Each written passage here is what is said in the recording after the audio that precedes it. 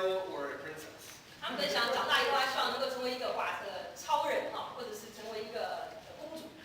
But parents don't train them how to climb on ceilings and how to speak to royalty. 那但是家长大概不会有人去训练你的孩子怎么样爬到屋顶上，或者是怎么样在宫廷的礼节。Instead, they give them letters to learn and math to do. 那他们不可能叫他说要学怎么学英文啦，或者怎么做数学。Why is that? 为什么呢？ It's because parents know that their children need preparation in order to succeed in whatever they are called to do. 因为他们知道说他的孩子必须预备好，所以他们以后才能做他们将来要做的事情。God is also calling us to do something special with our life. 但是神也一样的呼召我们，希望我们能够做神要我们做的事。But He doesn't give us letters or math to do. 但神并没有叫我们是要学一些字母或者是学数学， He's given us the Bible. 他给了我们的是圣经， He's given us the story of Elisha. 他给了我们是一到我们这整个人生所必须要有的。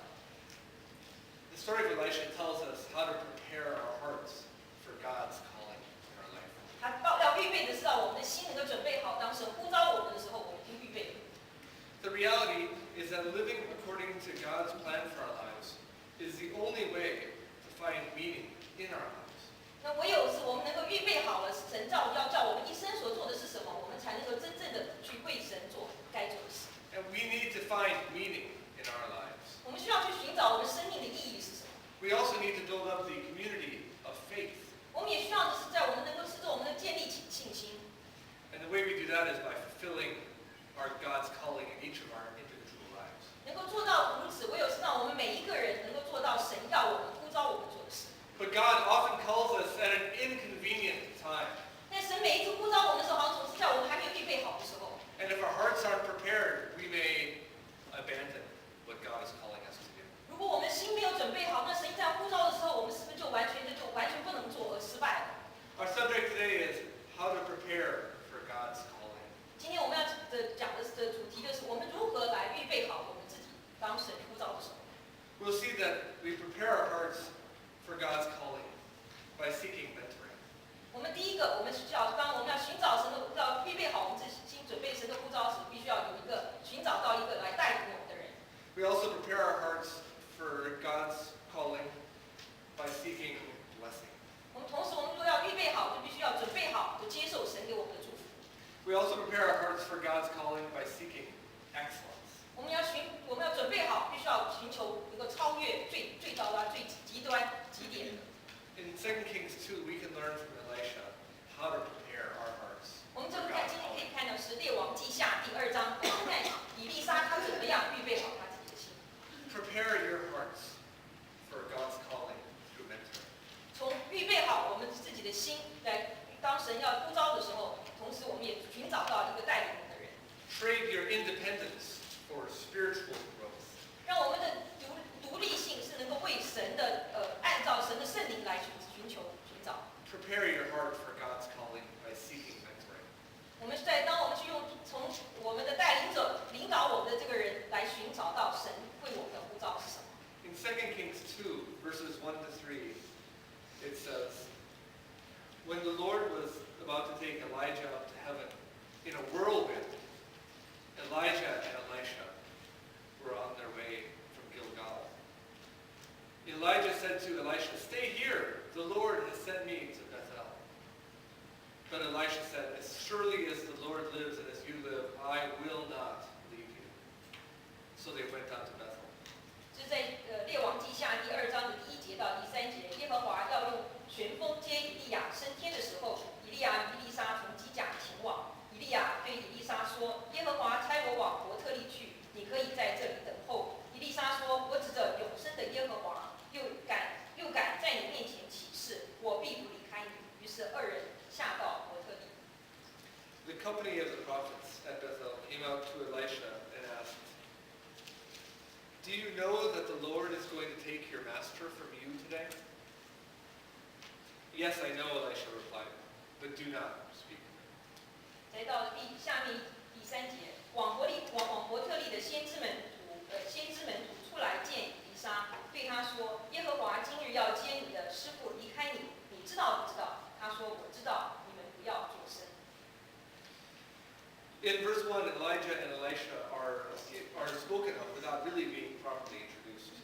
在第二章第1节一开始，好像并没有介绍说以利沙或以利亚是谁。They've been introduced in 1 Kings chapter 17 and 19. 在列王记上的第17、18章的时候，其实就有介绍了。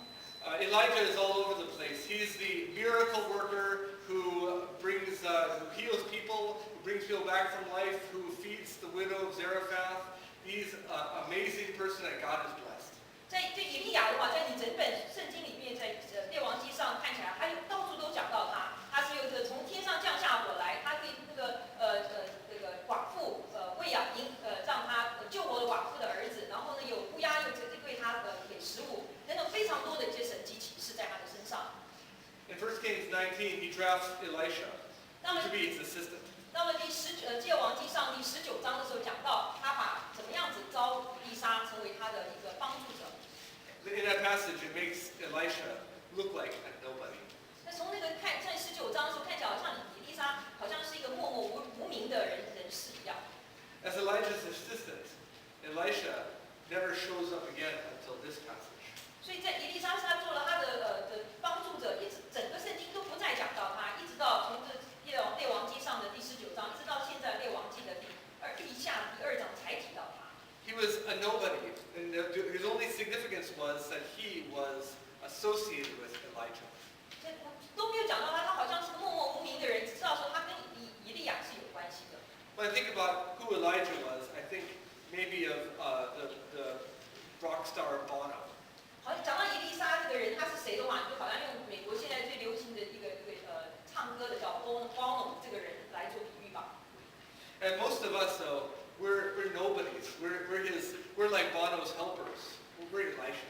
我们好像多半的人在座的人都好像是在 Bono 旁边的那些人，都是一些没有人会注意到的人。In fact, most of us would wish we could only hope to be Bono's assistant. 也许有很多我们也希望说我们能够像就这个有名的 Bono 他旁边的一个帮助的人。We often think that if only we could be, surrounded by famous, rich, kind people, maybe like Bono, we would jump at the opportunity, especially when we were young. 尤其是我们如果是你还年轻的话，你想哇，如果能够成为一个有名人，像 Bono 这样的一个大有名人的旁边的一个帮助者哇，那就已经是我的心愿已经满足了。But there are terrible sacrifices associated with that kind of a life. 但是你要知道，要能够做到这样这样子的位置，你自己的个人的生活是要很多的牺牲。Wherever Elijah goes, Elisha must always follow. 因为每一次以利亚到哪里去，以利沙一定是要跟着他的。Imagine Elisha sleeping very soundly in his tent, and all of a sudden Elijah says, "Oh, it's time to go." 就像以利沙，如果是他是在他的那个帐篷里面睡得很熟，虽然以利亚突然一叫说，哎，我们要走了，他就得起床。Imagine a whole life filled with that kind of unstable life. 你想想看，如果你的人生是这样子，你每次都是这么动荡不安的。I want to thank my Elisha today. 今天哎呀特别用，我就好像变成他的以利沙一样。The assistant always has the most trouble. Speak more slowly. 就好像我翻译的时候，常常想，哎，希望他能够讲慢一点。How am I going to translate that into Chinese? 这句话我怎么翻译啊？翻成中文翻不出来。Of course, Elisha was always free to leave. 当然了，以利沙其实他随时他想要走，不想不干就可以走。But he would stop being Elijah's assistant. 他也可以说，我不想当以利亚的那个助手了。We see in our passage that Elijah had chosen to remain Elijah's servant. 但我们可以看看是以利沙，他一直是以利亚选择了以利沙做他的助手，而以利沙也选择说继续的当他的助手。Even when Elijah said to stay here, he would not. He would always follow him. 甚至在以利亚说，哎，你要停在这，不要跟着我去了，但是他还是决定还是要坚持要跟着他。He had things to learn. He had places that he could help. 因为他觉得说，一定我有什么地方我可以学到的，他说我一定要去。He wanted to be mentored by Elijah. 就他很大的一个期望的是，他一定要当以利亚能够带领他，当他的领导者。He'd also grown to love Elijah. 而且他也学习在他生命的过程里面学的爱以利亚。He wasn't in the company of the prophets like the ones that are discussed here. 他不像是一个好像是跟着那些那些先知们刚刚的读到经文里面其他的先知那样。He was committed to Elijah, and he would not leave.